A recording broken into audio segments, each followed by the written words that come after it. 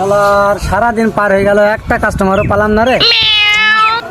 দিন শেষে আজকে খালি পেটে থাকতে হয়।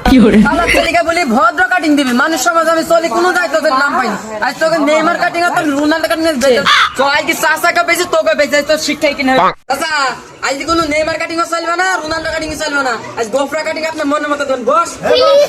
ক্ষমা করে দাও। ভয় নাই বাবু, ভয় নাই, তুমি বসো। তোমার কি গোবরা কাটিং হবে? গোবরা কাটিং বসো, তুমি বসো। বাহ,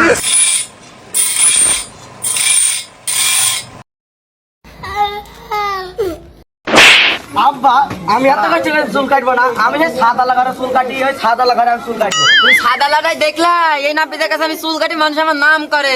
তোমার কাছে এই নাপিতের কাছে চুল কাটতে হবে না, আমাদের এলাকায় নাম করে দিই ছেলেটা ভালো বস। বাহ, আব্বা এরা হলে কেন ঝলতে দে? কো কো কিছু হয়নি তো এই যে রক্ত। চাষা তোমার তো হাতে তো কাঁচা না, আজকে আবার তুমি কেটে ফেললে কেন?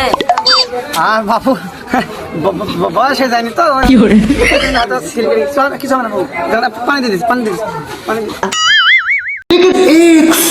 গরম করো বাবু, ঘাটে গরম করো। কাটবে না, কাটবে না, ভয় নাই। গরম করো, ঘাটে গরম করো।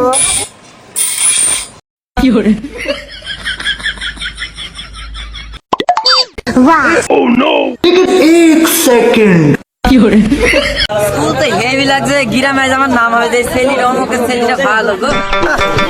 কাটিং একটা দিলাম গো, ছেলেপিলে আমার কাছে উড়ি উড়ি আসবে গো। কাটিং একটা দিছি, হ্যাপি কাটিং।